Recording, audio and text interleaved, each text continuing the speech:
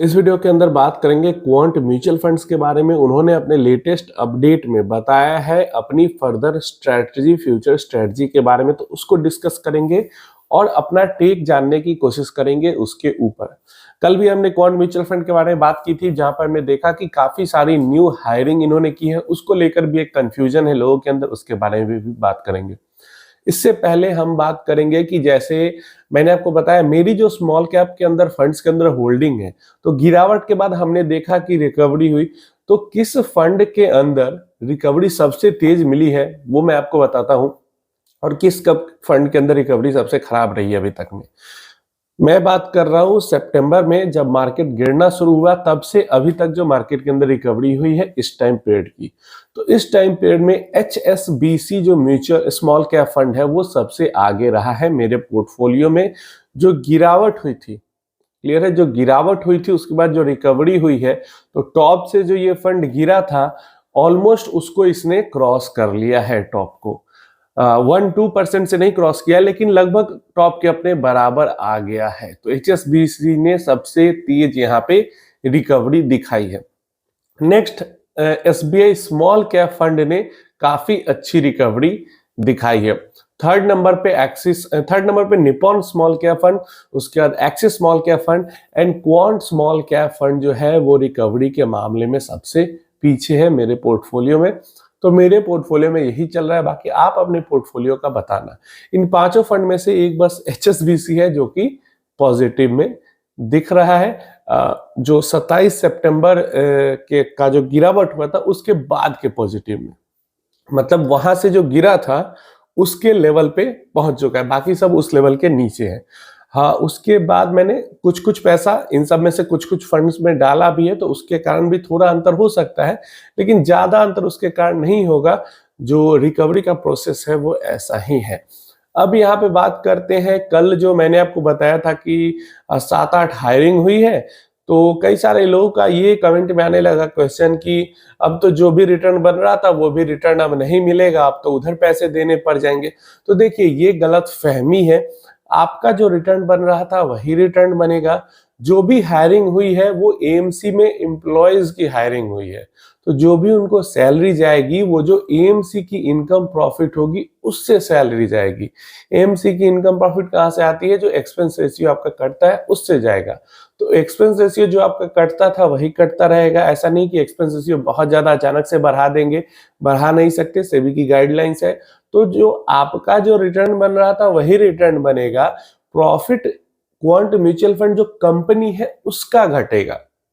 मतलब पहले अगर मान लो साल का अगर 10 करोड़ या 20 करोड़ या 50 करोड़ कमा रही थी, तो पहले ये जो 7 नए हायरिंग हुई है उनको तो ये पैसा देना नहीं पड़ा था इस प्रॉफिट में से, लेकिन अब इस प्रॉफिट में से उनको देना पड़ेगा। और सब हेड पोजीशंस पे हायरिंग है, तो काफी अच्छी खासी सैलरी भी सारे लोगों की होगी। तो जो घटेगा पैसा वो AMC quant mutual fund company के प्रॉफिट्स में से घटेगा, आपके रिटर्न्स में से पैसा नहीं घटेगा। आपके रिटर्न्स में से जो एक्सपेंसेस जो पहले जा रहा था वही जाएगा, आपके प्रॉफिट में से पैसा काट के इनको नहीं दिया जाएगा। ये जो डर है, बहुत सारे लोग इस टाइप का कमेंट किए, जो भी रिटर्न बन रहा था वो भी अब चला जाएगा। ऐसा नहीं होगा। कई लोगों का कहना है कि जो पहले अपनी स्ट्रेटजी फॉलो कर रहे थे क्या उसको फॉलो करेंगे या नहीं करेंगे।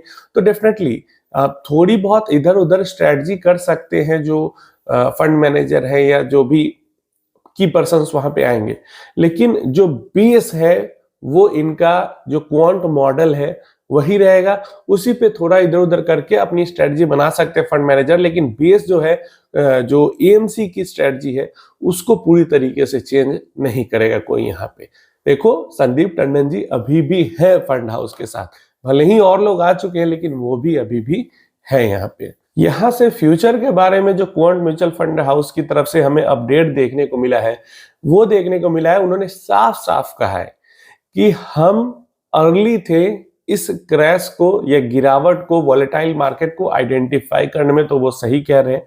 वो काफी मतलब 3-4 महीने पहले से कह रहे थे कि मार्केट गिर सकती है। ग्लोबल जो सिचुएशन है वॉर के कारण भी, अमेरिकन पॉलिटिक्स के कारण भी वो सही नहीं है, मार्केट वॉलेटाइल हो सकती है और मार्केट के अंदर में गिरावट हुई। लंबा चला, 2 महीने गिरावट चला, उसके बाद रिकवरी भी हुई। अब इनका कहना है कि हमने गिरावट को पहले आइडेंटिफाई कर लिया था, अब हमें इस पोजीशन पे लग रहा है कि यहाँ से मार्केट के अंदर रिकवरी शुरू हो सकती है और मार्केट वापस से ऊपर की तरफ जा सकती है। और quant mutual fund house almost जितना वो फुल्ली मार्केट के अंदर में इन्वेस्टेड हो सकते हैं उतना फुल्ली इन्वेस्टेड हो चुके हैं, यहाँ से जो मार्केट ऊपर की तरफ रैली करेगा उस रैली को पकड़ने के लिए। वो अपने इन्वेस्टर को भी कहते हैं कि अगर आपने अभी तक पोर्टफोलियो के अंदर मतलब नहीं डाला है पैसा तो कंस्ट्रक्ट करना शुरू कर दे, क्योंकि मार्केट यहाँ से रिकवरी मोड में जा सकता है। जैसे उन्होंने अर्ली क्रैश को आइडेंटिफाई किया, वैसे वे अर्ली रिकवरी को भी कह रहे हैं कि हम आइडेंटिफाई कर रहे हैं, यहाँ से हमें लग रहा है कि मार्केट ऊपर की तरफ जा सकता है।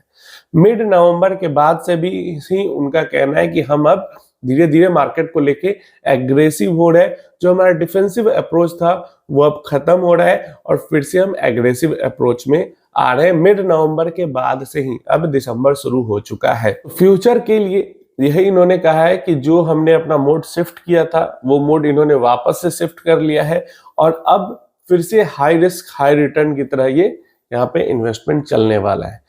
इन माय ओपिनियन मुझे लगता है कि जनवरी खत्म होते होते तक जो क्वांट म्यूचुअल फंड हाउस के हालात बीच में गड़बड़ हुए थे वो ठीक हो जाने चाहिए। इनके स्टेटमेंट से तो यही यहाँ पे समझ में आता है। बातें तो बहुत बढ़िया बढ़िया कही है, क्वांट म्यूचुअल फंड हाउस की तरफ से कही गई है। इस बार अब देखते हैं ये कब तक सच हो पाता है और कितना ये वापस वाले अपने ट्रैक पे आ पाते हैं।